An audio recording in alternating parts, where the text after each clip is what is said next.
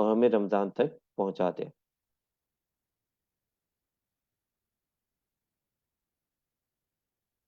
اس سے پتہ چلتا ہے کہ رمضان کے لیے پہلے سے کمر بستہ ہونا، پہلے سے تیاری کرنا کتنا اہم ہے۔ پھر بیہقی کے اندر یہ ایک طویل روایت ہے حضرت سلمان فارسی رضی اللہ تعالیٰ عنہ سے۔ اس میں کچھ میں عربی کے الفاظ پڑھ دیتا ہوں، اس کے بعد پھر ہم اس کا ترجمے پہ چلے جائیں گے۔ عن سلمان الفارسی رضی اللہ تعالی عنہ قال خطبنا رسول اللہ صلی اللہ علیہ وسلم فی آخر یوم من شعبان فقال، کہ حضرت سلمان فارسی رضی اللہ تعالیٰ عنہ سے روایت ہے کہ ہم سے خطاب کیا رسول اللہ صلی اللہ علیہ وسلم نے شعبان کے آخر میں۔ شعبان ابھی جو مہینہ چل رہا ہے یہ شعبان کا مہینہ ہے، اس کے بعد پھر رمضان شروع ہوگا۔ فقال، پھر آپ صلی اللہ علیہ وسلم نے فرمایا، یا ایھا الناس، اے لوگوں، قد اغلکم شہر عظیم، تمہارے اوپر ایک بڑا مہینہ سایہ فگن ہونے والا ہے۔ شہر مبارکن، جو کہ بہت مبارک مہینہ ہے۔ شہر فیہ لیلۃ خیر من الف شہر، یہ ایسا مہینہ ہے جس میں ایک ایسی رات ہے جو کہ ہزار راتوں سے بہتر ہے۔ ٹھیک ہے، یہ تو قرآن پاک میں بھی یہ بات مذکور ہے کہ لیلۃ القدر خیر من الف شہر، تو شہر فیہ لیلۃ خیر من الف شہر جعل اللہ صیامہ فریضہ، اللہ تعالیٰ نے اس کے روزے کو فرض قرار دیا۔ وقیام لیلہ تطوعا، اور اس کی راتوں کے قیام کو سنت وہ ثواب کی چیز، باعث ثواب قرار دیا۔ اور اب ہم اس کے ترجمے پہ ڈائریکٹ چلے جاتے ہیں تاکہ آپ کو سمجھنے میں کچھ آسانی ہو جائے مزید۔ تو شروع کی کچھ کا ترجمہ تو ہم نے کر لیا، آگے پھر کیا ہے کہ اس مہینے کے روزے اللہ تعالیٰ نے فرض کیے ہیں، اس کی راتوں میں بارگاہ خداوندی میں کھڑا ہونا، یعنی نماز تراویح پڑھنے کو نفل عبادت مقرر کیا، جس کا بہت بڑا ثواب رکھا۔ ٹھیک ہے بھی، تو ایک بات یہ آ گئی، اس کی رات، ایک رات ہزار مہینوں سے بہتر، شب قدر کا تذکرہ آ گیا۔ مہینے کے روزے فرض کیے گئے، اس کے اندر روزوں کا تذکرہ آ گیا جو 29 یا 30 روزے ہم رکھتے ہیں۔ اس کے بعد پھر راتوں کو کھڑا ہونا جو کہ نماز تراویح ہے، اس کو اللہ تعالیٰ نے نفل عبادت قرار دیا، جس کا بہت بڑا ثواب رکھا۔ جو شخص اس مہینے میں اللہ کی رضا اور اس کا قرب حاصل کرنے کے لیے کوئی غیر فرض عبادت یعنی سنت یا نفل ادا کرے گا تو اس کو دوسرے زمانے کے فرضوں کے برابر ثواب ملے گا۔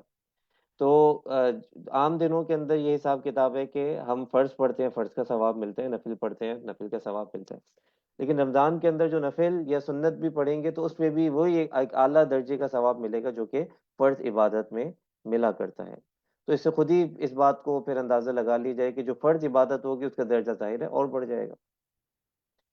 جو شخص اور اس مہینے میں فرض ادا کرنے کا ثواب دوسرے زمانے کے 70 فرضوں کے برابر ہے، 70 گنا اس میں فرض کا ثواب بڑھ گیا۔ مزید یہ کہ یہ صبر کا مہینہ ہے اور صبر کا بدلہ جنت ہے۔ یہ ہمدردی اور غمخواری کا مہینہ ہے، یہی وہ مہینہ ہے جس میں مومن بندوں کے رزق میں اضافہ کیا جاتا ہے۔ جس نے اس مہینے میں کسی روزے دار کو اللہ کی رضا اور ثواب حاصل کرنے کے لیے افطار کرایا تو اس کے لیے گناہوں کی مغفرت اور آتش دوزخ سے آزادی کا ذریعہ ہوگا۔ تو اس کے اندر یہ فضیلت پتہ چلی کہ اس کے اندر صبر کرنا ہے۔ ٹھیک ہے، صبر کئی طرح کا کرنا ہے۔ ایک صبر تو اس بات کا کرنا ہے کہ روزہ رکھنا ہے، ایک صبر اس بات کا کرنا ہے کہ راتوں کو کھڑے ہونے ہیں، تھکیں گے، ٹھیک ہے بھائی، پیروں میں درد کچھ لوگوں کے ہو جاتا ہے، سب کچھ ہوگا، لیکن اس میں کیا کریں گے؟ صبر کریں گے، اس لیے کہ اللہ تعالیٰ کی طرف سے اس پہ ثواب ملے گا۔ مزید صبر اس بات پہ کریں گے کہ بعض لوگوں کو غصہ آتا ہے روزے میں، تو غصے پہ بھی صبر کریں گے، غصے کو پئیں گے، غصے کو دبائیں گے۔ ٹھیک ہے بھائی، تو ایک چیز جس کو روزے کے دوران پینا جائز ہے وہ کیا ہے؟ غصہ، تو غصے کو پیے اور صبر کریں۔ تو یہ تو صبر کا بدلہ جنت ہے۔ یہ ہمدردی غمخواری کا مہینے، ایک دوسرے سے ہمدردی کی جائے، غمخواری کی جائے، دوسرے مومنین کی مدد کی جائے، اور اس میں اللہ تعالیٰ کی طرف سے رزق کا بھی اضافہ ہوتا ہے۔ آگے پھر کیا ہے کہ افطار کرانے کی فضیلت بھی اس کے اندر بیان ہو گئی۔ تو افطار کرایا تو اس کے لیے گناہوں کی مغفرت اور آتش دوزخ سے آزادی کا ذریعہ ہوگا، اور اس کو روزے دار کے برابر ثواب دیا جائے گا، بغیر اس کے کہ روزے دار کے ثواب میں کوئی کمی کی جائے۔ آپ صلی اللہ علیہ وسلم سے عرض کیا گیا کہ یا رسول اللہ، ہم میں سے تو ہر ایک کو تو افطار کرانے کا سامان میسر نہیں ہوتا۔ ٹھیک ہے بھائی، آپ صحابہ نے آپ صلی اللہ علیہ وسلم سے پوچھا کہ ہر کوئی تو افطار نہیں کرا سکتا، تو اتنا تو ہر کوئی کسی کے پاس فرصت نہیں ہوتی کہ افطار کرا دے، تو پھر کیا کرے؟ تو کیا غربا اس عظیم ثواب سے محروم رہیں گے؟ یعنی پوچھنے کا مقصد یہ تھا۔ آپ صلی اللہ علیہ وسلم نے فرمایا کہ اللہ تعالیٰ یہ ثواب اس شخص کو بھی دے گا جو دودھ کی تھوڑی سی لسی پر یا صرف پانی ہی کے گھونٹ پر کسی روزے دار کا روزہ افطار کرا دے۔ یعنی بہت مختصر سی کوئی عام سی چیز، کوئی ایسی چیز جس پہ بہت پیسہ بھی خرچ نہیں ہو رہا، لیکن اگر اس سے بھی کسی کو افطار کرا دیا اس پہ بھی ثواب مل جائے گا۔ رسول اللہ صلی اللہ علیہ وسلم نے سلسلہ کلام جاری رکھتے ہوئے آگے ارشاد فرمایا کہ جو کوئی روزے دار کو پورا کھانا کھلا دے، اس کو اللہ تعالیٰ میرے حوض یعنی کوثر سے ایسا سیراب کرے گا جس کے بعد اس کو کبھی پیاس نہیں لگے گی، تاکہ وہ جنت میں پہنچ جائے گا۔ اس کے بعد آپ صلی اللہ علیہ وسلم نے فرمایا کہ اس ماہ مبارک کا ابتدائی حصہ رحمت ہے، درمیانی حصہ مغفرت ہے۔ ابتدائی حصہ کیا ہو گیا؟ رحمت۔ درمیانی حصہ کیا ہو گیا؟ مغفرت۔ اور آخری حصہ آتش دوزخ سے آزادی ہے۔ اس کے بعد آپ صلی اللہ علیہ وسلم نے فرمایا کہ اور جو آدمی اس مہینے میں اپنے غلام و خادم کے کام میں تخفیف اور کمی کر دے، اللہ تعالیٰ اس کی مغفرت فرما دے گا۔ ٹھیک ہے بھئی، جو گھر میں کام کرنے والے لوگ ہیں، اسی طرح جو زیر دست لوگ ہیں، ان کے کام میں اگر کچھ تخفیف کر دی جائے تو اس پہ بھی اللہ پاک کی طرف سے کیا ملے گی؟ مغفرت ملے گی۔ اس کو دوزخ سے رہائی اور آزادی دے گا۔ تو یہ جناب رمضان کی فضیلت کے متعلق یہ حدیث بیان ہو گئی۔ اس حدیث سے ایک بہت اہم بات ہمیں سمجھ میں آتی ہے کہ کتنی اہم بات تھی کہ آپ صلی اللہ علیہ وسلم نے باقاعدہ رمضان شروع ہونے سے قبل اس کا خطبہ ارشاد فرمایا، اس کے اوپر باقاعدہ صحابہ کے سامنے یہ ساری اس کی فضائل کی باتوں کو پیش کیا۔ چلے جناب، تو اب رمضان سے تو جب اس کی اہمیت ہمیں پتہ چل گئی کہ بھئی رمضان کے اندر اتنی اہمیت ہے اور رمضان کے اندر جو ثواب ہے وہ کتنا زیادہ مل رہا ہے، تو اب ہمیں اس کی ابھی سے ایسی پلاننگ کرنی چاہیے کہ ہم رمضان میں اپنے وقت کو ضائع نہ کریں، بلکہ رمضان کے اندر ہم صحیح سے کمر بستہ ہو کے، موٹیویٹ ہو کے، ایکٹیویٹ ہو کے صحیح سے عبادت کر رہے ہوں، اور اس دوران جو دیگر چیزوں کے اندر جو ٹائم صرف ہوتا ہے اس میں سے کچھ چیزیں لوگ ضروری بھی سمجھتے ہیں، ضروری ہوتی ہیں، تو ان کو پہلے سے کر لیا جائے۔ تو رمضان سے پہلے کیا کر لیا جائے بھائی؟ عید کی تیاری بھائی، اللہ تعالیٰ نے اگر اتنی وسعت دی ہے کہ عید کے لیے آپ کو جو بھی شاپنگ کرنی ہے، کوئی تیاری کرنی ہے، کوشش کریں بس انہی دنوں میں کر لیں، شعبان میں کر لیں۔ آج تھوڑا سا رش بھی کم ہوتا ہے، ابھی تو ویسے بڑھ جائے گا آخری دنوں میں، لیکن اور جتنا پہلے کر سکتے ہیں پہلے سے کر کے اس کام کو نمٹا دیں۔ تو اس سے کیا فائدہ ہوگا؟ اس سے فائدہ یہ ہوگا کہ عید کے اندر آپ کو بازاروں کے چکر نہیں لگانے پڑیں گے، جتنا کر سکتے ہیں پہلے سے کر لیں، اور رمضان کے اندر یکسو ہو کر عبادت کریں۔ مزید یہ کہ رشتہ داروں سے دیکھیں، رشتہ داری تو بہت اہم چیز ہے، اور رشتہ داری کو نبھانا یہ اسلام کے اندر ایک اہم مقام رکھتا ہے۔ آپ صلی اللہ علیہ وسلم نے جیسا کہ ارشاد فرمایا کہ جو شخص یہ چاہے کہ اس کے آثار زیادہ دیر تک دنیا میں رہیں تو اس کو چاہیے کہ وہ صلہ رحمی کرے۔ صلہ رحمی کا مطلب رشتہ داروں سے اچھے معاملات رکھے۔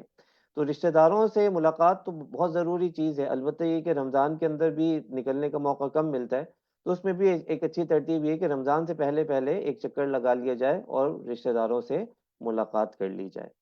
تو جو دعوت وغیرہ ہیں وہ سب بھی انہی دنوں میں کر لیں۔ رمضان کے اندر کوشش کریں کہ کم سے کم نکلنے کی ضرورت پیش آئے، تاکہ عبادت میں زیادہ سے زیادہ وقت صرف ہو سکے۔ جی جناب، مزید یہ ہے کہ گھر کے اندر جو صفائی ستھرائی ہے، اسی طرح خواتین کے حوالے سے یہ کہ ماشاءاللہ کہ خواتین بھی اس لیکچر میں شامل ہیں، تو جو گھر کے اندر یا کچن کے معاملات ہیں اس کے اندر بھی کچھ ایسے کام جو کہ کھانے پکانے کے متعلق ہیں، تو اس کے اندر ایسی چیزیں رمضان سے پہلے تیار کر لی جائیں تاکہ رمضان کے دوران وقت بچ سکے۔ ٹھیک ہے بھائی، ایک اور ٹپ کیا لکھی ہوئی ہے بھائی؟ کوشش کریں کہ رمضان سے قبل ایسی اشیاء جن کو بنا کر کچھ عرصے کے لیے محفوظ کیا جا سکتا ہو تو وہ تیار کر لیں بھائی۔ بھائی کام کی ٹپ بتا دی آپ لوگوں کو۔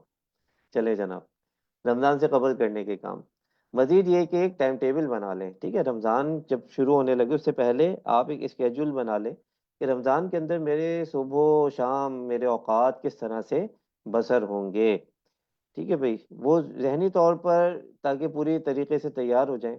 اس کے اندر جو اہم اہم چیزیں نا اس کی آپ کم از کم ضرور ترتیب دے لیں۔ دیکھیں کچھ لوگوں کے لیے پورا پورا پرفیکٹ اسکیجول بنانا مشکل ہوتا ہے، لیکن کم از کم وہ یہ ضرور کر سکتے ہیں کہ جو اہم اہم کام ہیں اس کی ترتیب طے کر لیں۔ اہم اہم کام کیا ہے کہ بھائی قرآن پاک کی تلاوت ہے، تو قرآن پاک کی تلاوت کس وقت ہوگی یہ پہلے سے طے کر لیں، اس وقت پہ پھر کوئی اور کام نہ کریں، اس میں تلاوت کریں۔ اسی طرح سے یہ ہے کہ ذکر کرنے سبحان اللہ، الحمدللہ، اللہ اکبر، لا الہ الا اللہ، اسی طرح کچھ دعائیں ہیں خاص تو ان کا اہتمام ہے۔ اسی طرح تیسرا کلمہ ہے، درود شریف کا ورد ہے۔ تو ان سب کاموں کے لیے استغفار کا کرنا ہے، استغفر اللہ یا استغفر اللہ ربی من کل ذنب واتوب الیہ، اس طرح کے جو استغفار کے کلمات ہیں، ان سب کے کلمات کے پڑھنے کی باقاعدہ ایک ترتیب ہونی چاہیے۔ تو اب یہ ترتیب کیا کریں، ان کو کم از کم طے کر لیں کہ کس وقت کریں گے۔ عام طور سے کسی نماز کے ساتھ اس کو ملا لیں تو اس کے اندر بڑی آسانی ہو جائے گی۔ مثال کے طور پہ کہ طے کر لیا بھی فجر کے بعد میں اذکار کروں گا، ظہر کے بعد تلاوت کروں گا، عصر کے بعد پھر ترجمہ کے ساتھ قرآن پڑھ لوں گا، کوئی تذکیر قرآن پاک کی کر لوں گا، تو اس طرح کی کوئی بات ہو گئی۔ تو اس سے کیا ہوگا کہ آپ کے ایک شیڈیول بن جائے گا اور اسی کے مطابق آپ چلیں گے تو ساری چیزیں ہو جائیں گی۔ اگر آپ نے سوچ لیا کہ بھی تلاوت تو کرنی ہے لیکن اس کا کوئی وقت طے نہیں کیا تو کیا ہوگا، پورے دن گزر جائے گا، رات آ جائے گی، آپ پھر کہیں گے یار تلاوت تو آج رہ گئی، چلو ٹھیک ہے کل کریں گے۔ تو اس لیے ٹائم ٹیبل پہلے سے بنا لیں، اہم اہم چیزوں کی کم از کم بنا لیں۔ اس کے بعد پھر مزید یہ کہ ٹائم ٹیبل جو بھی بنائیں نا اعتدال کے ساتھ بنائیں، سہولت والا بنائیں۔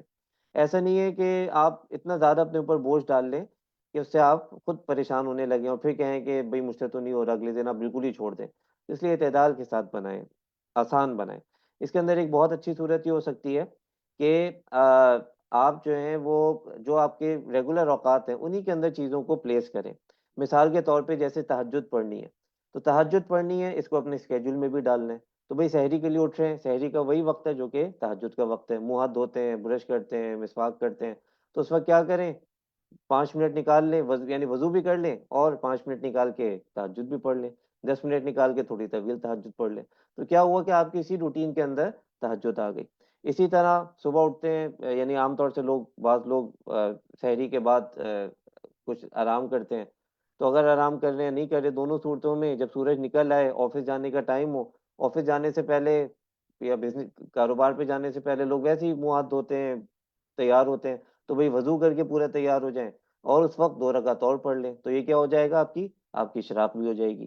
تو اس طرح سے جب اپنے روٹین کے اندر ان چیزوں کو شامل کر دیں گے تو بہت زیادہ آسانی کے ساتھ یہ ساری عبادات انشاءاللہ اسی میں ایڈجسٹ ہو جائیں گی۔ بنائے گئے نظام الاوقات کو اپنے گھر کے افراد کے ساتھ شیئر کر دیں تاکہ دوسروں کو بھی پتہ چل جائے اور باقی لوگ بھی اس وقت آپ کو وہ نہ کریں، آپ کو پریشان نہ کریں کہ بھئی جا کے یہ چیز ختم ہوگی جا کے لے آؤ۔ ان کو پہلے سے پتہ ہوگی آپ کی تلاوت کا وقت ہے یا آپ کے اذکار کا وقت ہے یا کسی بھی اور معمول کا وقت ہے، تو اس طرح سے کیا ہوگا، پھر پابندی ہوگی۔ تو اوقات جو آپ بنائیں گے نا اس کے اندر پھر گھر کا بھی ایک وقت رکھیں گے، ٹھیک ہے، گھر کی جو ذمہ داری ہے نا اس کا بھی ظاہر ایک وقت رکھیں گے، تو وہ جب پہلے سے ہوگا گھر والوں کو بھی پتہ ہوگا تو بھئی اسی وقت پھر آپ کو کہا جائے گا کہ یہی کام کر لیں، باقی اوقات پھر آپ اپنے کام کریں گے۔ چلیں بھائی، ایک مثال یہاں پہ دی ہوئی ہے، یہ صرف سمجھانے کے لیے کہ بھئی اس طرح سے آپ کوئی ٹائم ٹیبل بنا سکتے ہیں، جیسے کہ صبح اٹھنے کا جو وقت ہے اس وقت تہجد اور تلاوت کر لی، ٹھیک ہے بھئی، انتہائی سحر تک جو ہے وہ سحری کر لی، اس کے بعد پھر فجر فجر سے پہلے جو ہے وہ ذکر کر لیا، فجر کے بعد اشراق تک جو ہے وہ یاسین پڑھ لی، درود شریف پڑھ لیا۔ تو اس طرح سے اپنا پورا ایک ٹائم ٹیبل بنا سکتے ہیں، ٹھیک ہے، کچھ آرام کر لیا، اٹھے تو پھر چاش پڑھ لی، تلاوت کر لی، پھر کچھ کتابیں کا مطالعہ کر لیا۔ تو یہ جو ٹائم ٹیبل بنا ہوا ہے یہ تو اس حساب سے بنا ہوا ہے کہ اگر کوئی جیسے کہ جاب پہ نہیں جا رہا یا گھر میں رہنے والے افراد ہیں، لیکن اگر آپ کا کوئی اور مصروفیت ہے تو اس کو بھی آپ اسی کے اندر طے کر لیں کہ بھئی کس وقت آپ جاب پہ جائیں گے، کس وقت دکان پہ جائیں گے، کس وقت تجارت پہ جائیں گے، جو بھی چیزیں اس کو اس کے اندر طے کر لیں۔ اس کے اندر فیملی کا ٹائم ضرور رکھیں بھائی، ٹھیک ہے، یہاں پہ فیملی کا ٹائم بھی لکھا ہوا ہے۔ اچھا بھائی، یہ بات ہو گئی، اوقات مناسب تقسیم کر لیے، کوئی پہلو تشنا نہ رہ جائے، 24 گھنٹے مناسب طریقے سے تقسیم کریں کہ ذاتی کام بھی ہو جائے، عبادات بھی ہو جائیں، فیملی، کاروبار، ملازمت، سب چیز اس کے اندر ہو، اس کے اندر بیلنس ہو، توازن ہو۔ یہ ایک مثال دی ہوئی ہے، جیسے کہ 24 گھنٹے ہوتے ہیں، 24 گھنٹے کے اندر طے کر لیا بھائی 8 گھنٹے سوئیں گے، 8 گھنٹے سونا تو ایسے بہت زیادہ ہے لیکن چلے 8 گھنٹے سو جائیں۔ عبادات جو ہے وہ کچھ 7 گھنٹے دیں گے، کچھ فیملی کو وقت دیں گے، کچھ کاروبار ملازمت کو وقت دیں گے۔ تو اس طرح سے یہ پورے اوقات کوئی اس طرح سے بیلنس کر کے بنا سکتے ہیں کہ کتنا وقت کس چیز کو دیا جائے گا۔ رمضان کے اچھا چلیں، یہ تو ساری باتیں ہوگی رمضان سے پہلے کرنے کی، بھی رمضان سے پہلے ٹائم ٹیبل بنا لیا، تیاری کر لی، ذہنی طور پہ تیار ہو گئے۔ اب یہ کہ رمضان کے دوران کرنے کے کیا کام ہے، تو رمضان کے دوران کرنے کا جو سب سے اہم کام ہے وہ روزہ ہے۔ شہر رمضان الذی انزل فیہ القرآن ھدی للناس وبینات من الھدی والفرقان فمن شہد منکم الشہر فلیصم، کہ اللہ تعالیٰ نے یہ جو مہینہ جس کے اندر اللہ تعالیٰ نے قرآن پاک کو نازل کیا گیا، تو اس کے اندر جو بھی اس مہینے کو پائے تو وہ روزے رکھے۔ اسی طرح سے پہلے والی آیات ہیں جو کہ یہاں پہ لکھی ہوئی ہے سورہ بقرہ کی، یا ایھا الذین آمنو، اے لوگوں جو ایمان لائے، کتب علیکم الصیام، کہ تم پر روزے فرض کیے گئے، کما کتب علی الذین من قبلکم، جیسے کہ تم سے پہلے لوگوں پر فرض کیے گئے تھے، لعلکم تتقون، تاکہ تم پرہیزگار بنو۔ تو روزے کا ایک اہم مقصد بھی اس کے اندر بیان ہو گیا، کیا؟ پرہیزگاری۔ ایام معدودات، گنتی کے چند دن ہیں، فمن کان منکم مریض، اگر تم میں سے کوئی مریض ہو، او علی سفر، یا وہ سفر پر ہو، فعدۃ من ایام اخر، تو وہ بعد میں گنتی پوری کر لے۔ وعلی الذین یطیقونہ، اور اگر وہ لوگ جو کہ اس کی طاقت رکھتے ہوں لیکن روزہ نہ رکھ سکیں، مراد یہ ہے کہ اس کی پھر تفصیل ہے، فقہی تفصیل ہے اس کی۔ فقہی تفصیل یہ ہے کہ اگر کوئی ایسا لاچار ہو، اس کے بعد کی آیت کے اندر پھر اس کی وضاحت ہوتی ہے کہ اگر کوئی ایسا لاچار ہو کہ جو روزہ نہیں رکھ سکتا، اور اس کے بعد میں روزے رکھنے کا بھی کوئی آثار نہیں ہے، بات وہ اتنی زیادہ اس کی صحت ایسی خراب ہو گئی ہے، کچھ ایسے مسائل کے بعد میں بھی قضا روزے نہیں رکھ سکتا، اس صورت میں وہ کیا کرے؟ اس کا فدیہ دے دے، ٹھیک ہے۔ لیکن پہلی بات کیا؟ فمن تطوع خیرا فهو خیر اللہ، کہ جو بھی تم نیکی کا کام کرو گے وہ بہتر ہوگا تمہارے لیے۔ وان تصوموا خیر لکم، اگر تم روزہ رکھو گے تو یہی تمہارے لیے بہتر ہے۔ تو سب سے اہم کیا ہے کہ روزہ کو رکھا جائے، ان کنتم تعلمون، اگر تم جانتے ہو۔ تو روزہ رکھنے کا اہتمام، ٹھیک ہے بھائی، اور روزہ رکھنے کی پھر جو بھی اس کے متعلق تیاری ہو سکتی ہے ان سب چیزوں کو کی تیاری کرنا، اور روزے رکھنے کا خوب اہتمام کرنا کہ زندگی کے اندر، دیکھیے ایک تو یہ نا کہ سال کے اندر ایک روزہ نہ چھوٹ جائے، ہم آپ سے یہ کہہ رہے ہیں کہ زندگی کے اندر کوئی روزہ نہ چھوٹے، اس پابندی سے روزے رکھنے کا اہتمام کریں، اس بات کی نیت بھی کریں، اللہ پاک سے دعا بھی مانگے کہ یا اللہ جب سے میرے اوپر روزے فرض ہوئے بالغ ہونے کے بعد، اب اللہ کرے کوئی بھی روزہ میرا نہ چھوٹے، اور جو اگر پہلے کسی کے چھوٹ گئے تو ان کی قضا کر لے۔ دوسرا کا اچھا، مزید یہ کہ روزے کے متعلق روزے کی جزا، پھر روزہ رکھنا ظاہر ہے ایک مشکل کام ہے، اس کے اندر مشقت ہے، انسان کی فطری طور پر ایک مشقت ہے کہ بھوکا پیاسا رہنا صبح سے شام تک۔ تو کیا ہے اس کے بارے میں اللہ پاک نے کیا ارشاد فرمایا؟ قول اللہ عز وجل، کہ اللہ پاک ارشاد فرماتے ہیں کل عمل ابن آدم لہو، کہ ابن آدم کا ہر عمل اس کے لیے ہے، الا الصیام، مگر روزہ، ہوا لی، یہ میرے لیے ہے، وانا اجزی بہ، اور میں ہی اس کی جزا دوں گا، اور اس کا ایک مطلب یہ ہے کہ میں خود اس کی جزا ہوں۔ فوالذی نفس محمد بیدہ، بس اس ذات کی قسم جس کے قبضے میں محمد کی جان ہے، لخلفت فم الصائم، کہ روزے دار کے منہ کی بو، اطیب عند اللہ، اللہ کے نزدیک زیادہ پسندیدہ ہے، من ریح المسک، مشک کی خوشبو سے۔ تو مشک کی خوشبو سے زیادہ اللہ تعالیٰ کو یہ پسند ہے کہ اس کی روزے دار کی منہ سے جو بھوک کی وجہ سے، پیٹ خالی ہونے کی وجہ سے جو بو آتی ہے، وہ اللہ تعالیٰ کو پسند ہے۔ بتایا جا رہا ہے کہ یہ کتنی فضیلت کی، کتنی برکت کی بات ہے، کتنی سعادت کی بات ہے روزے کو رکھنا۔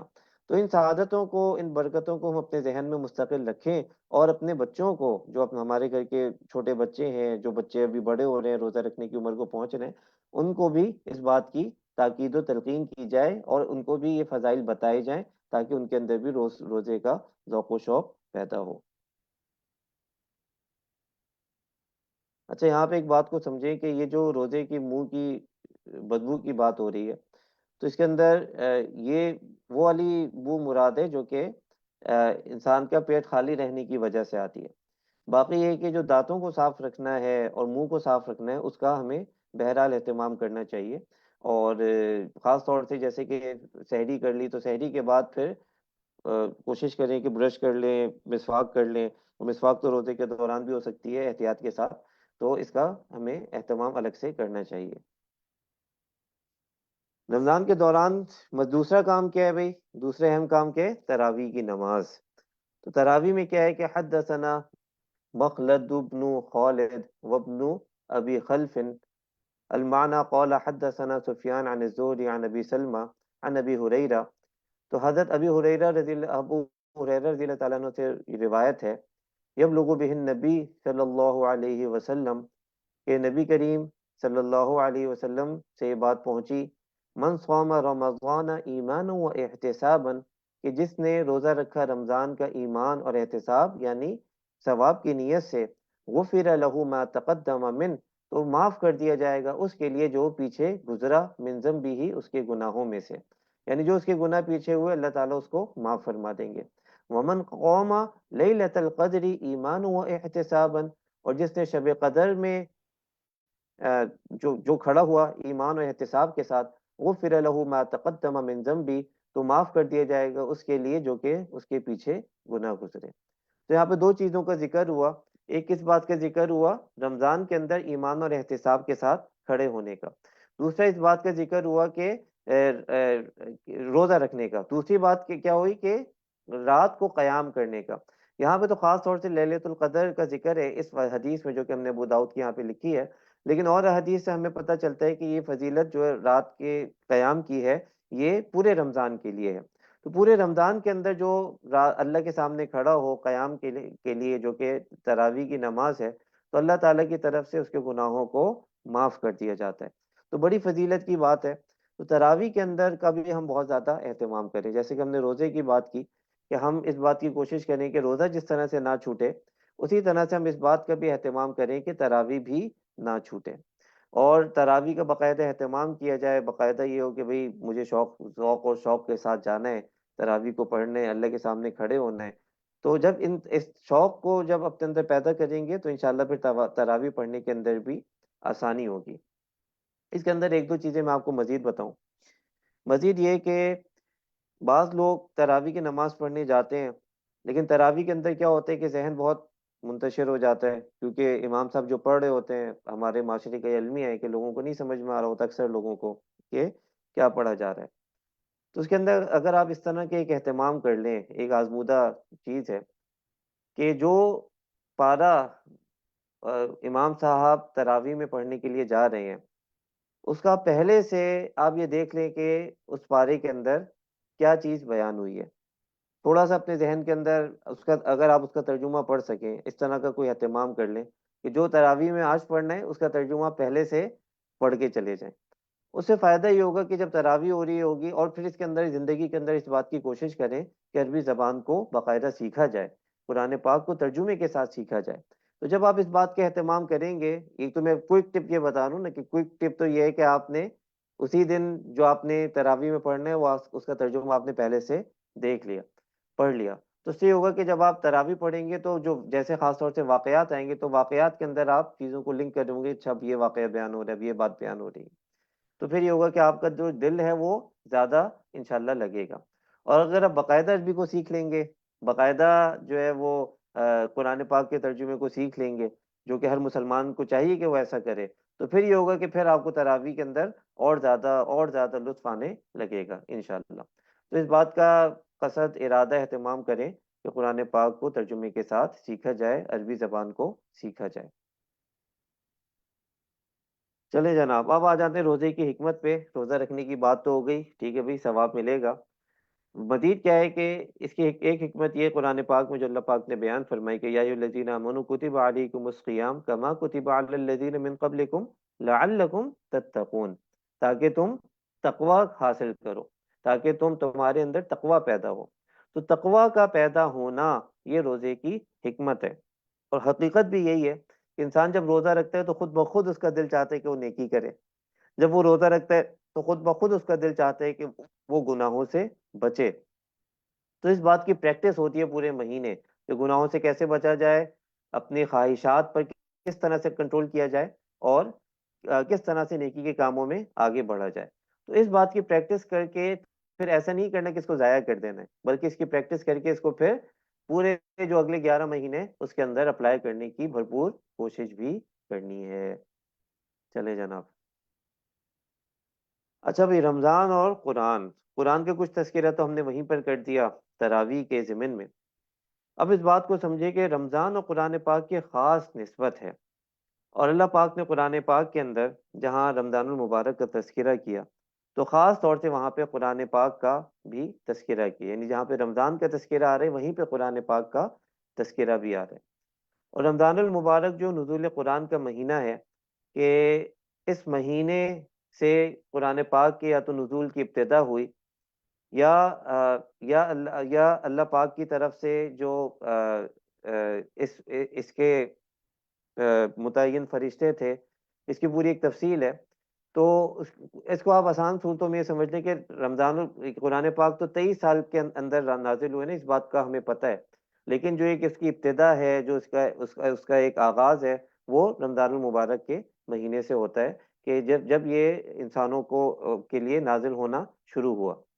تو اس لیے قرآن پاک کے اندر یہ بات ارشاد فرمائی گئی کہ شہر رمضان الذی انزل فیہ القرآن، کہ رمضان وہ مہینہ ہے جس کے اندر قرآن پاک کو نازل کیا گیا۔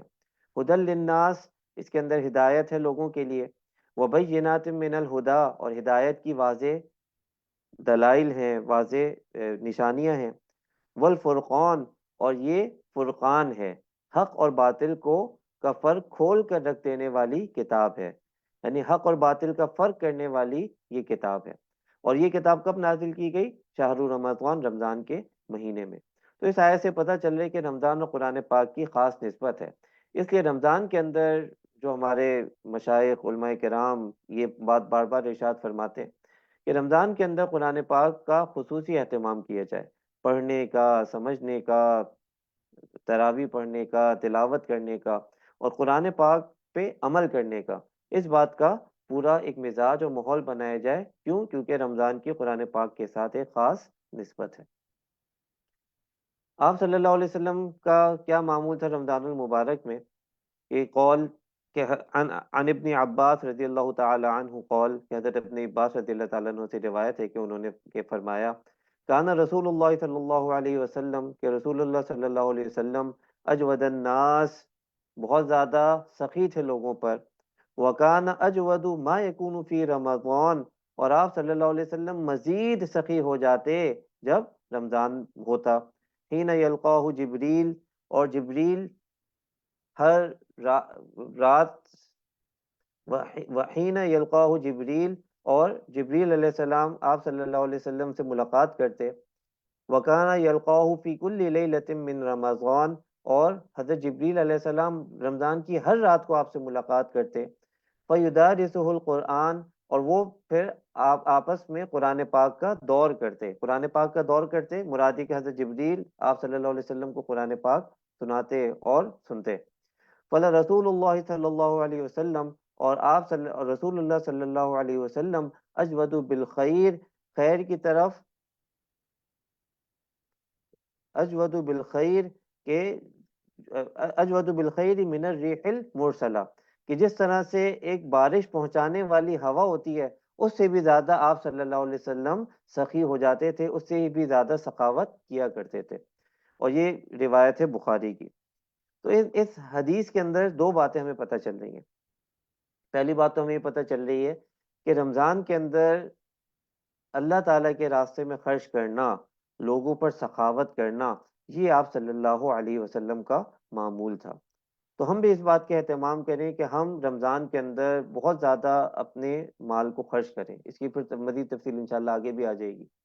دوسری بات کیا پتہ چل رہی ہے کہ آپ صلی اللہ علیہ وسلم اور حضرت جبریل امین آپس میں قرآن پاک کا دور کیا کرتے، تو اس سے بھی یہ پتہ چل رہا ہے کہ قرآن پاک کو سننا، سنانا، یہ کتنا اہم ہے رمضان المبارک میں۔ تو اس بات کا ہمیں بھی اہتمام کرنا چاہیے کہ جو تراویح کی نماز ہو رہی ہے، تو تراویح کی نماز تو ایک تو اپنی جگہ پر اہم ہے کہ تراویح کی نماز کو پہلے روزے سے لے کے آخری دن تک پڑھا جائے۔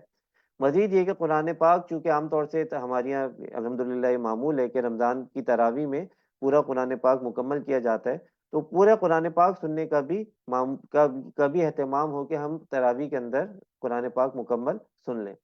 مزید یہ کہ خود بھی تلاوت کے اندر اس بات کی ترتیب بنائیں کہ کم از کم ایک قرآن پاک تو رمضان المبارک کے اندر مکمل کریں۔ بہت آسان ہے، ایک ایک پارہ روزانہ پڑھیں، آرام سے ہو جائے گا۔ کسی ایک دن 2 پارے پڑھ لیں تاکہ 29 کا روزہ ہو تو پھر آپ آخری دن پریشان نہ ہو، ٹھیک ہے بھائی؟ تو کسی دن شروع میں تھوڑا زیادہ پڑھ لیں اور اس کے بعد ایک ایک پارہ پڑھتے رہیں، تو آسانی سے رمضان المبارک میں قرآن پاک مکمل ہو جائے گا۔ اور کوشش کریں کہ ایک سے زیادہ بھی پڑھیں، ایک سے زیادہ بھی پڑھ سکتے ہیں، تھوڑی ہمت کر لیں، 2 پارے پڑھ لیں گے تو 15 تو کیا ہو جائے گا، 15 دن میں قرآن پاک ہو جائے گا، پورے رمضان میں 2 قرآن پاک ہو جائیں گے۔ تو جو بھی بہتر سے بہتر اہتمام کر سکتے ہیں اس کا اہتمام کیا جائے، سخاوت کا بھی اور قرآن پاک کے پڑھنے کا بھی۔ تو اب پتہ چلا کہ 3 کام ہو گئے، ٹھیک ہے؟ ابھی تک جو ہم نے باتیں کی اس سے 3 چیزیں نکل آئیں کہ 3 کام رمضان کے اندر کیے جائیں۔ پہلی بات تو کیا ہو گئی؟ عبادت۔ اور عبادت کے حوالے سے بھی یہاں پہ ایک اور حدیث لکھی ہوئی ہے، اسی حدیث کا ایک ٹکڑا لکھا ہوا ہے جو کہ پیچھے جس کا کچھ تذکرہ ہوا تھا، اسی سے ملتی جلتی حدیث ہے کہ رمضان کے اندر کیا ہوتا ہے؟ وہ ینادی منادن، ایک منادی ایک ایک منادی، ایک پکارنے والا پکارتا ہے، یا باقی الخیری اقبل، کہ اے خیر کے طالب آگے بڑھ، ویا باقی الشری ویا باقی الشری اقصر، اور شر کے طلبگار تم رک جا۔ تو یہ بہت سعادت کی بات ہے کہ رمضان کے اندر زیادہ سے زیادہ عبادت کی جائے، اور یہ جو یہاں پہ خوشخبری سنائی جا رہی ہے اس کا مصداق بنا جائے۔ دوسری بات کیا ہے کہ تلاوت کی جائے۔ تلاوت کے حوالے سے آپ صلی اللہ علیہ وسلم کا معمول بھی آپ کے سامنے بتا دیا، اور مزید یہ کہ مسند احمد کی روایت ہے کہ قیامت کے دن روزہ اور قرآن، ٹھیک ہے بھائی، قیامت کے دن روزہ اور قرآن دونوں بندے کے لیے شفاعت کریں گے۔ روزہ کہے گا بھائی، کیا کہے گا؟ اے میرے رب، میں نے اس شخص کو دن کے وقت کھانے پینے اور دوسری نفسانی خواہشات سے روکے رکھا، پس تو اس شخص کے متعلق میری شفاعت کو قبول فرما۔ ٹھیک ہے بھائی، تو روزے کی وجہ سے کیا ہو رہے ہیں؟ کھانے پینے سے رک رہے ہیں، خواہشات سے رک رہے ہیں، تو اس کے تو روزہ کیا کرے گا؟ انسان کی شفاعت کرے گا، روزے دار کی۔ پھر قرآن بھی شفاعت کرے گا۔ قرآن کیا کہے گا؟ اے میرے رب، میں نے اس شخص کو رات کے وقت جگائے رکھا، ٹھیک ہے، رات کو تراویح کے وقت بھی کھڑا ہوتا تھا، قرآن کو سنتا تھا، اسی طرح تلاوت کرتا تھا، بس اس کے متعلق میری شفاعت کو قبول فرما۔ آپ صلی اللہ علیہ وسلم نے فرمایا ان دونوں کی شفاعت قبول کی جائے گی۔ ٹھیک ہے بھی، آپ صلی اللہ علیہ وسلم نے مزید اس پہ مہر لگا دی کہ کیا ہوگا کہ ان دونوں کی شفاعت قبول کی جائے گی۔ تو بھئی روزے کا بھی اہتمام، تلاوت کا بھی۔ اسی طرح کیا ہے؟ سخاوت۔ کہ حضرت ابن عباس رضی اللہ تعالیٰ عنہ کے ارشاد کا مفہوم ہے کہ رسول اللہ صلی اللہ علیہ وسلم سب لوگوں سے زیادہ سخی تھے۔ یہ جو پیچھے جو حدیث گزری اسی کا مفہوم یہاں پہ لکھا ہوا ہے۔ اور رمضان المبارک میں تو آپ صلی اللہ علیہ وسلم کی جود و سخاوت تیز چلتی خوشگوار ہوا سے بھی زیادہ ہو جاتی۔ اچھا بھائی، ایک چھوٹا سا ایک ذائچہ بنایا گیا ہے، ایک ٹیبل بنایا گیا ہے۔ اس ٹیبل میں کیا بتایا جا رہا ہے کہ اگر قرآن پاک کی کئی طرح کے مصاحف آتے ہیں، تو کچھ مصاحف ہوتے ہیں جو 15 سطر والے ہوتے ہیں، کچھ 16 سطر کے ہوتے ہیں، تو یہاں پہ 15 سطر والا جو مصحف ہے اس کی ترتیب کے حساب سے دیا ہوا ہے کہ اگر 30 دن کے اندر قرآن پاک کو مکمل کرنا ہے تو ہر نماز کے بعد 4 صفحات پڑھ لیں۔ 4 صفحات پڑھ لیں، 20 صفحات ہو گئے، 20 صفحات ہو جائیں گے، اور ایک مہینے کے اندر کیا ہو جائے گا؟ پورا قرآن پاک مکمل ہو جائے گا۔ 20 صفحات کا مطلب ایک پارہ ہو جائے گا روزانہ، روزانہ ایک ایک پارہ ہو جائے گا، 30 دن کے اندر مکمل۔ ہر نماز کے ساتھ 8 صفحات پڑھ لیں تو 15 دن کے اندر مکمل ہو جائے گا قرآن پاک، یعنی پورے رمضان کے اندر 2 قرآن پاک ہو جائیں گے۔ اسی طرح اور ترتیبیں بھی لکھی ہوئی ہیں، صرف ایک آسانی کے لیے، کیلکولیشن کے لیے، کس طرح سے بھی آپ حساب کتاب کر سکتے ہیں کہ یا تو ایک خاص وقت صرف تلاوت کریں، جیسے پورا پارہ ایک ہی وقت بیٹھ کے پڑھ لیا۔ دوسری ترتیب یہ ہوگی کہ ہر نماز کے ساتھ تھوڑا تھوڑا پڑھ لیا، اس طرح بھی آپ قرآن پاک کو مکمل کر سکتے ہیں۔ اچھا بھائی، سحر و افطار کے انتظامات، یہ پھر سے آ گیا۔ اچھا بھائی، اب ایک تو ہم نے بتا دیا تھا کہ مینجمنٹ کے اندر ایک بات اہم ہے کہ پہلے سے کچھ تیاری کر لیں۔ مزید یہ کہ دیکھیں، بہت بڑی اہم بات ہے، اور اس کو جو ہے نا خواتین سے زیادہ مردوں کو سمجھنے کی ضرورت ہے۔ ٹھیک ہے، ہماری اس کلاس کے اندر اس وقت خواتین بھی موجود ہیں، مرد حضرات بھی موجود ہیں۔ خواتین تو بیچاری بہت سارا کام کرتی ہیں رمضان کے اندر، صبح سے شام تک، رات تک، سحر و افطار بنانے میں، اس کے انتظامات میں وہ وقت کو صرف کرتی ہیں۔ تو اس کے اندر اگر مرد حضرات بھی کنٹریبیوشن کریں، وہ کنٹریبیوشن یہ کریں کہ ان سے کہیں کہ آپ اتنے انتظامات نہ کریں، کم انتظامات میں بھی ہمارا گزارا ہو جائے گا۔ تو جب ایسا کر لیں گے تو اس سے کیا ہوگا کہ پورے گھر کے اندر ایک انڈرسٹینڈنگ بنے گی، سحری افطاری کے اندر کم وقت کو صرف کیا جائے گا۔ یہ بات بہرحال اہم ہے کہ جو سحر و افطار کے اندر جو خواتین خدمات سر انجام دے رہی ہیں، اس پہ ان کو بھرپور ثواب تو مل رہا ہے، کیونکہ اس سے لوگوں کو روزہ رکھنے میں آسانی ہو رہی ہے، گھر والوں کی خوشی حاصل ہو رہی ہے، اور بھی اس کے بہت سارے ایسے ثمرات ہیں، فوائد ہیں جو کہ حاصل ہوتے ہیں، اور اس کی وجہ سے اللہ پاک کی طرف سے یقینی طور پر ثواب ملے گا۔ البتہ یہ کہ رمضان کے اندر چونکہ جو ایک ڈائریکٹ عبادت ہے، جس کے اندر جیسے کہ نماز ہے، تلاوت ہے، ذکر اذکار ہے، اس بات کا زیادہ اہتمام کرنے کی تاکید کی گئی ہے، تو اس لیے اس بات کی کوشش کی جائے کہ کچن کے اندر صرف اتنا وقت گزارا جائے جو کہ بہت ضروری ہو، اور سحری افطار کے انتظامات جتنے آپ جتنا آسان کر سکتے ہیں، لائٹ کر سکتے ہیں، اس کا اہتمام کیا جائے۔ اس کی مثال یہ سمجھے جیسے کہ افطار بنانا ہے. افطار کے اندر اگر ایک یا دو اچھی چیزیں بھی بنا لیں تو اس سے بھی لوگ خوش ہو کے افطار کر لیں گے. لیکن اگر کوئی اس بات پہ کھڑا ہو گیا کہ مجھے 6 چیزیں بنانی ہیں یا 10 قسم کے آئٹم بنانے ہیں تو اس میں کیا ہوگا کہ اس کا بہت زیادہ وقت صرف ہو جائے گا. تو اس کو جتنا بھی آپٹیمائز کر سکتے ہیں، جتنا بھی اس کو کم سے کم کر سکتے ہیں اتنا کرنے کے اہتمام کریں، اور اس کو وقت کو بچا کے پھر عبادات کے اندر اس کو صرف کریں. ٹھیک ہے بھائی. اس کے اندر کیا صحت کا فائدہ بھی ہے. زیادہ جو ہے نا وہ تلی ہوئی چیزیں کھانا، پکوڑے وکوڑے کھانا، تو کیا ہوگا بھائی تھوڑے روزے کے بعد پھر کیا ہوگا طبیعت خراب ہونے لگے گی. تو بہتر یہ ہے کہ صحت مند چیزیں کھائی جائیں. اور یہ جو بات ہے کہ جو مرد حضرات کی بات ہو رہی ہے کہ بیجا فرمائشیں نہ کریں. ٹھیک ہے بھائی، گھر والوں کو تنگ نہ کریں. ایسی آسان چیز بنائیں جس سے آسانی سے کام ہو جائے. اس کا مینیو بھی بنا سکتے ہیں بھی، ہفتے میں طے کر لیں بھی فلانے دن فلاں چیز بنائیں گے. یہاں پہ ایسے ہی لکھا ہوا ہے، ایک ایگزامپل لکھی ہوئی کس طرح سے کوئی کام کر سکتے ہیں. البتہ یہ جو جنہوں نے بنائی ہے نا، ہمارے ایک ساتھی نے بنایا تھا یہ ٹیبل، انہوں نے بہت زیادہ چیزیں ڈال دی ہیں تو ان کو مزید آپ کم کر سکتے ہیں. چلے جناب. اب آتے ہیں مزید یہ کہ جو ہمارے بیمار ایسے افراد ہیں جو کہ بیمار ہیں، یا ایسے افراد ہیں جو کہ بزرگ ہیں، اور بزرگ بڑھاپے میں اور عمر زیادہ ہونے کے ساتھ پھر کئی قسم کے عوارض ساتھ لگ جاتے ہیں. تو ان کو وہ اس بات کا اہتمام کریں کہ رمضان سے پہلے جو اپنے ڈاکٹر ہیں، معالج ہیں، ان سے مشورہ کر لیں کہ روزہ رکھنے کی کس طرح سے ترتیب بنائی جائے. لیکن اس کے اندر ایک اصولی بات یہ سمجھیں کہ اگر ڈاکٹر جو ہے ان کو دین کی سمجھ حاصل ہے، اور وہ باتوں کو سمجھتے ہیں، دینی احکامات کو سمجھتے ہیں، اس کا اہتمام خود بھی کرتے ہیں، اور وہ پھر آپ کو آپ کی جو بھی ایک صحت کی کنڈیشن ہے تو اس کی بیسس پہ آپ کو یہ مشورہ دیتے ہیں کہ بھئی اس کے اندر آپ کو روزے کے اندر بہت زیادہ احتیاط کرنے کی ضرورت ہے، یا بعض کوئی انتہائی صورت کے اندر روزہ نہ رکھیں. تو اگر وہ اس طرح سے مشورہ دیتے ہیں تو ان کے مشورے پر عمل کیا جا سکتا ہے. البتہ یہ کہ اگر کوئی ایسے ڈاکٹر ہیں جو کہ بالکل ان سب باتوں کا خیال نہیں رکھتے، وہ کہتے ہیں کہ یار بس آپ کی صحت اتنی خراب ہے، نہ رکھیں نا روزہ، تو اس کے اوپر آپ پھر غور کر لیں کہ آپ کو کیا کرنا ہے. تو اس کے اندر یہ بات بہرحال اہم ہے کہ پہلے سے معالج ڈاکٹر سے مشورہ کر لیا جائے، اور روزے کے اہتمام میں جو بھی فیسیلیٹیشن ہو سکتی ہے، جو سہولت ہو سکتی ہے، اس کو کیا جائے. اگر ان دنوں کے لیے دواؤں کا، جیسے کچھ لوگ ریگولر دوائیں کھاتے ہیں، اس کا اسکیجول تبدیل کرنا ہے، اس کے کیا ہونا چاہیے، اس سب چیزوں کے حوالے سے مشورہ کر لیں.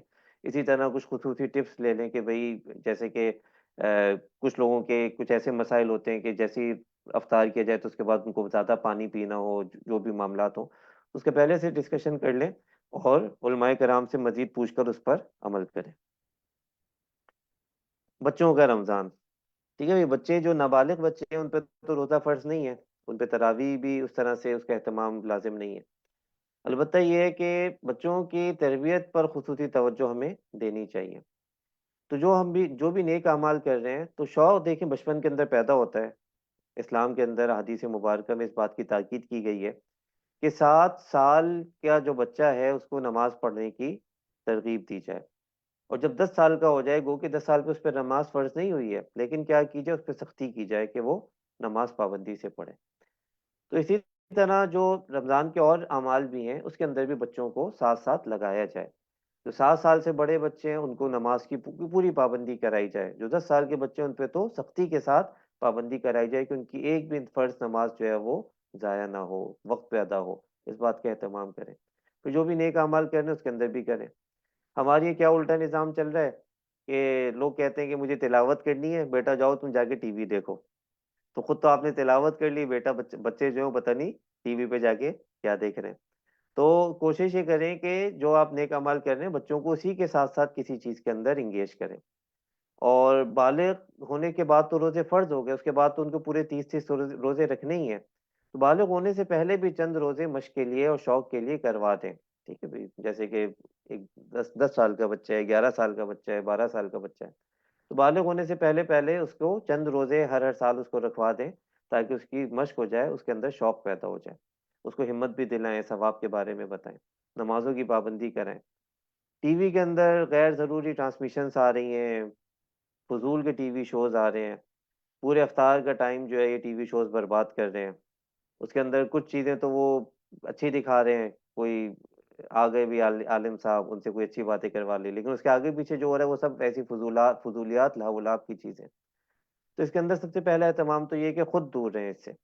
یہ جو روزے کا وقت ہے، افطار کا وقت ہے، سحری کا وقت ہے، بالکل بھی ٹی وی نہ کھولیں. لوگ کیا کرتے ہیں، ٹی وی کھول کے جو ہے نا وہ بیٹھ کے افطار کھول رہے ہیں. بھی ٹی وی نہ کھولیں نا اس وقت، ٹی وی کو بند رکھیں. اور اسی طرح اس کے بعد پھر فوراً ٹی وی پہ جا کے بیٹھ جاتے ہیں، بھی اس کے بعد بھی ٹی وی پہ نہ بیٹھیں. ان سب چیزوں سے بچیں، اپنے وقت کو بچائیں. بچوں کے وقت کو بھی جتنا حد ممکن ہو سکتا ہے اس کو بھی بچانے کی اور اہتمام کرنے کی کوشش کریں. اسی طرح یہ چیز سب کے ہاتھ میں موبائل ابھی ہمارے پاس بھی ہے. تو موبائل کیا ہے، موبائل کے اندر بھی بہت کچھ چیزیں تو اچھی ہیں، لیکن بہت ساری چیزیں وقت ضائع کرنے والی، انسان کو غلط چیزوں کی طرف لے جانے والی، نیکیوں سے دور کرنے والی ہیں. تو اس سے اپنے آپ کو بچایا جائے. تو موبائل کا بھی استعمال کم سے کم کریں. طے کر لیں کہ بھی پورے دن کے اندر نا میں بس اتنے منٹ موبائل استعمال کروں گا، وہ بھی ضروری چیزوں کے لیے. جن کی بہت زیادہ ضرورت ہے وہ بھی اسی کے حساب سے ایک وقت طے کر لیں، اس سے زیادہ استعمال نہ کریں. اس سے یہ ہوگا کہ آپ کی کیا ہوگا، آپ کو زیادہ موقع مل سکے گا کام کی چیزوں کی، عبادات کا. اچھا، مزید یہ کہ خواتین کے کچھ خصوصی معاملات ہوتے ہیں، اور اس کے اندر پھر روزے کے اندر ان کو کیا کرنا ہے اور باقی معاملات کس طرح سے کرنے ہیں. تو اس کے حوالے سے جو بھی شرعی رہنمائی ہے وہ خواتین کے جو بھی جس بھی نظام سے آپ وابستہ ہوں، جہاں سے بھی آپ معلومات لیتی ہوں، تو اس کا باقاعدہ اہتمام کریں، مسائل کو پوچھیں جو بھی اس کے متعلق ہے اور اس کے مطابق عمل کریں. مزید یہ ہے کہ جو جن دنوں میں روزہ نہیں رکھنا یا نمازیں نہیں پڑھنی، تو ان دنوں کے اندر بھی ایسی کوئی کوشش کریں کہ عبادت کی حیت، عبادت کی شکل بنا کے کچھ دیر کے لیے لازمی بیٹھیں. اہتمام کے ساتھ جیسے بیٹھتے ہیں، کچھ ذکر اذکار کرتے ہیں تو ذکر اذکار اس وقت کر لیں. مسنون دعاؤں کا اہتمام کریں. تو تلاوت اگر نہیں بھی ہو رہی ان دنوں کے اندر، تو ان دنوں کے اندر جو ذکر اذکار ہیں، تسبیحات ہیں، ان کا اہتمام کریں. اسی طرح جیسے کہ شب قدر ہے، اب شب قدر جو آخر کی طاق راتوں میں آتی ہے، ان دنوں میں جن خواتین کو کوئی ایسے معاملات درپیش ہوں، تو اس وقت بھی وہ کیا کریں، زیادہ سے زیادہ وقت دعاؤں کے اندر، اذکار کے اندر، تسبیحات کے اندر صرف کریں. ٹھیک ہے بھی، اس کے متعلق احکامات کو سیکھیں. اسی طرح جو ایسی خواتین ہیں، پریگننٹ حاملہ خواتین ہیں، دودھ پلانے والی خواتین ہیں، وہ بھی اپنے متعلقہ احکامات کو معلوم کر لیں کہ ان کے متعلق کیا احکامات ہیں، اس کے مطابق عمل کریں. ٹھیک ہے بھائی جناب، درس ہمارا مکمل ہو گیا. ابھی تھوڑا سا وقت باقی ہے، ہم نے تو ویسے 1 گھنٹے کا لیکچر رکھا ہے. تو کسی نے کوئی سوال کرنا ہو تو سوال کرنے کی دو صورتیں ہو سکتی ہیں. پہلی آسان صورت یہ ہے کہ یہاں پہ لکھ دیں، چیٹ میں لکھ دیں، چیٹ میں سوال لکھ دیں، اس کا ہم انشاءاللہ پڑھ کے جواب دے دیں گے. دوسری صورت یہ ہے کہ آپ ہینڈ ریس کریں. اچھا، خواتین ہینڈ ریس نہ کریں، صرف مرد حضرات کریں، تو پھر ہم آپ کو مائک کھول دیں گے، آپ سوال بھی کر سکتے ہیں. جی جناب، 2 لوگوں نے ہینڈ ریس کیا ہوا ہے. مفتی احمد خالد صاحب. احمد خالد صاحب، اپنے مائک کو انمیوٹ کریں اور آپ سوال کر سکتے ہیں. یہ جو مائک کا آپشن آ رہا ہے نا، اس پہ کلک کر دیں، انمیوٹ ہو جائے گا.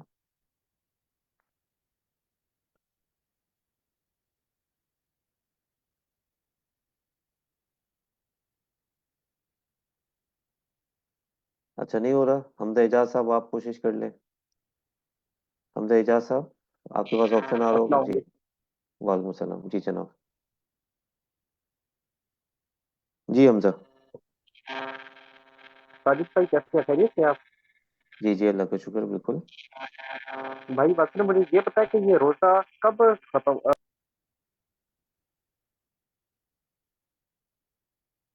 آپ کی آواز بیچ میں غائب ہو گئی حمزہ. آپ پھر سے مائک کو انمیوٹ کریں. مائک آپ کا میوٹ ہو گیا ہے. پھر سوال کریں. جی جی بھائی، جی حمزہ.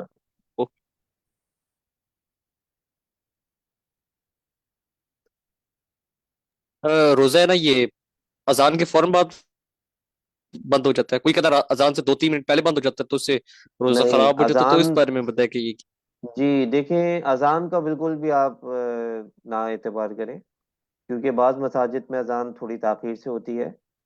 روزے کا جو بند ہونے کو کھلنے کا وقت ہے، تو جس علاقے میں آپ رہتے ہیں اس علاقے کا جو کیلنڈر ہے سحر و افطار کا، اس کے مطابق کریں بس. اس میں اگر مثال کے طور پہ لکھا ہوا ہے کہ 5:28 پہ روزہ ختم ہو جائے گا، فرض کریں لکھا ہوا ہے، تو بس 5:28 کے آپ 26 یا 27 پہ بند کر دیں۔ اذان ہو سکتا ہے کہ 29 پہ ہو، 30 پہ ہو، تو اذان تو دیر سے ہوتی ہے بعض جگہوں پہ، اذان کا انتظار نہ کریں بالکل بھی۔ جی جناب۔ ٹھیک ہے بھائی، جزاک اللہ۔ یہ ایک اور ساتھی ہیں ضیاء مغل صاحب۔ ضیاء مغل صاحب اپنے مائک کو انمیوٹ کریں، سوال کر لیں۔ السلام جی علیکم ورحمۃ اللہ وبرکاتہ۔ وعلیکم السلام ورحمۃ اللہ وبرکاتہ۔ سر یہ پوچھنا تھا کہ بچوں پہ جو ہے روزہ وہ کس عمر میں فرض ہو جاتا ہے؟ جی، بچوں پہ نماز اور روزہ دونوں بالغ ہونے پر فرض ہوتا ہے۔ تو بالغ ہونے کی پھر کچھ علامات ہوتی ہیں، خواتین بچیوں کی بھی بچوں کی بھی۔ تو علامات جب ظاہر ہو جائیں تو بس اس کے بعد سے نماز بھی فرض ہو گئی اور روزہ بھی فرض ہو گیا۔ تو والدین کو عام طور سے پتہ چل جاتے ہیں ان علامات کا، تو اسی حساب سے پھر حکم لگے گا۔ اور اگر کسی پر علامات ظاہر نہ ہو تو اس کا بھی پھر یہ حکم ہے کہ جب وہ 15 سال کا ہو جائے تو 15 سال کے ہونے کے بعد اس پر فرض ہو جائے گا۔ اور 15 سال بھی جو قمری حساب سے دیکھے جائیں گے، تو قمری سال کے 15 سال جو ہے نا وہ سمجھتے ہیں کہ 14.5 سال کی عمر میں تقریباً بن جاتے ہیں۔ تو 14.5 سال جو ہمارا شمسی کیلنڈر کے حساب سے بن رہا ہے، اس وقت اگر کسی پہ علامات نہ بھی ظاہر ہوں تو اس وقت اس پہ روزہ اور نماز دونوں فرض ہو جائیں گی۔ جی جناب۔ جزاکم اللہ خیرن۔ جی سید احمد سہیل صاحب، آپ سوال کر سکتے ہیں، اپنا مائک کو انمیوٹ کریں اور سوال کر لیں۔ جی السلام جناب۔ علیکم۔ وعلیکم السلام ورحمۃ پوچھنا اللہ۔ یہ تھا کہ تراویح تو پڑھتے ہی ہیں، اس کے علاوہ جو قیام اللیل والا سلسلہ ہے وہ کس طرح کس ٹائم کیا جائے، یا وہ جی تراویح میں ہی کاؤنٹ ہو جاتا ہے کہ بس تراویح پڑھ لی تو باقی قیام اللیل کی ضرورت نہیں ہے؟ جی، دیکھیے قیام اللیل کا جو ایک لفظ ہے اس کے اطلاق یہ ہوتا ہے کہ رات کی کوئی بھی نماز۔ تو رات جو ہے تو مغرب کے بعد سے شروع ہو جاتی ہے، اور مغرب کے بعد سے لے کے فجر تک جو ہے وہ یعنی طلوع فجر سے پہلے پہلے تک رات رہتی ہے۔ اس وقت جو بھی اضافی نماز پڑھی جا رہی ہے فرائض کے علاوہ، ان سب کو ہم کیا کہیں گے؟ قیام اللیل کہیں گے۔ البتہ یہ ہے کہ جو ہمیں آثار نبوت سے اور آثار صحابہ سے جو باتیں ہمیں پتہ چلتی ہیں، اس سے یہ پتہ چلتا ہے کہ رمضان کے اندر پھر 2 طرح کی یا بلکہ 3 طرح کی نمازیں ہیں جن کا اہتمام کرنا چاہیے۔ ایک تو مغرب کے بعد کی نوافل ہیں جن کو اوابین کہا جاتا ہے، تو وہ بالکل ایک نفل درجے کی نماز ہے، تو وہ کوئی اگر پڑھ سکے تو پڑھے۔ جیسے 2 سنتیں آپ نے پڑھ لی، اس کے بعد نفل جو بھی آپ پڑھ رہے ہیں 2 رکعت یا 4 رکعت یا 6 رکعت، تو وہ سب اوابین میں شمار ہو جاتی ہیں۔ اس کے بعد پھر جو دوسری قیام اللیل ہے وہ عشاء کے بعد ہے۔ اور جب احادیث مبارکہ میں رمضان کے ساتھ جو قیام اللیل کا تذکرہ آتا ہے تو اس میں کئی جگہوں پر پھر یہ تراویح یہ والی نماز مراد ہوتی ہے، جو کہ عشاء کی نماز کے بعد پھر یہ پڑھی جاتی ہے، جس کی 20 رکعت عام طور سے پڑھی جاتی ہے۔ اس کے بعد پھر تیسری طرح کی جو قیام اللیل ہے وہ کون سی ہے؟ وہ جو تہجد کا وقت ہوتا ہے۔ تہجد کا وقت کے رات کے جو اگر آپ اس کے حصے کریں اور جو آخری حصہ رات کا بنتا ہے، اس وقت جو نماز پڑھی جائے، نفل پڑھی جائے، جو کہ تہجد جس کو ہم عام عرف میں کہتے ہیں، اس کا اہتمام ہے۔ تو یہ سارے کام کر سکتے ہیں، ٹھیک ہے بھائی۔ مغرب کے بعد 2 نفل پڑھ دو سنت پڑھتے ہیں تو اس کے ساتھ 2 نفل بھی پڑھ لیں، زیادہ پڑھ سکتے ہیں زیادہ پڑھ لیں۔ عشاء کے بعد پھر تراویح پڑھ لیں، اور صبح جو سحری کا وقت ہے اس وقت کیا پڑھ لیں؟ تہجد پڑھ لیں۔ تو اس طرح سے کیا ہوگا؟ یہ ساری فضیلتیں آپ کو مل جائیں گی۔ جی جناب، سوالات مکمل ہو گئے۔ اللہ تعالیٰ سب کو بہت جزائے خیر عطا فرمائے۔ یہ ایک دو لوگوں نے چیٹ پہ بھی سوال کیے ہوئے ہیں، تو ایک دو چیزیں یہاں پہ بتا دیتے ہیں۔ اس میں یہ ہے کہ اچھا، جو آپ کے واٹس ایپ گروپ بنے ہوئے ہیں اس کے اندر ایک چیز یہ بھی ہوگی کہ جو واٹس ایپ گروپس ہیں نا اس پہ آپ سوالات بھیج سکتے ہیں، تو اس کو کچھ وقت کے لیے کھولا جائے گا، اس کو پروٹوکول ہمارے ایڈمنس بتا دیں گے، وہاں پہ اپنے سوالات بھیج سکتے ہیں، اور انشاءاللہ پھر جو بھی آپ کے اساتذہ ہیں وہ وہاں پہ جواب دے دیں گے۔ اچھا، وہاں پہ ہو سکتا ہے کہ ہمارے جو ایڈمنس ہیں نا وہ آپ سے کوئز بھی لیں، جو آج پڑھایا گیا نا، تو ایسی کوئی صورت بھی ہو سکتی ہے انشاءاللہ، تو وہ اگر کچھ بھیجیں ایسا تو اس کا بھی اہتمام کر لو، اس سے یہ ہوگا کہ ریکال ہو جائیں گی چیزیں۔ مفتی صاحب، جو حضرات بلال والا واقعہ تھا جس میں انہوں نے 3 اذانیں دی تھی، انہوں نے سحری کر رہے تھے، تو اس کا کیا مطلب ہے؟ دیکھیں، اس وقت ہمارا بہت تفصیل سے فقہی معاملات میں جانا مقصود نہیں ہے، بس اس کو آپ یہ سمجھیں کہ یہ ایک خاتون نے حضرت بلال کا واقعہ لکھا ہے جو کہ بعض احادیث میں ملتا ہے، تو بس آپ یہ سمجھ لیں کہ وہ جو اذان ہے اس کو آپ بالکل ایک الگ چیز رکھ دیں، اور جو وقت ہے سحری کا، جو کہ آج کل تو ہر چیز بہت سائنٹیفک ہو گئی ہے، تو سحر و افطار کا جو وقت بتا دیا جائے کہ اس وقت پہ سحری ختم ہو رہی ہے، بس آپ اس وقت کے مطابق چلیں، اذان کا بالکل انتظار نہ کریں. کہ کوئی اس واقعے کی وجہ سے لوگ کہتے ہیں کہ سحری نہیں، فجر نہیں، نہیں بالکل بھی ایسا نہیں ہے. اذان جو ہے وہ تو کبھی بھی ہو سکتی ہے نا. مؤذن صاحب سوتے رہ گئے، اب انہوں نے 10 منٹ بعد اذان دی، تو کیا آپ اپنا روزہ خراب کریں گے اس کی وجہ سے؟ عورتوں کو تراویح پڑھنا لازم ہے، جی جی، عورتوں پر بھی تراویح اسی طرح سے جس طرح سے مردوں پر ہے. چلے جناب، یہ سوالات مکمل ہوئے. اللہ تعالیٰ ہم سب کو عمل کی توفیق عطا فرمائے. وآخر دعوانا ان الحمد للہ رب العالمین.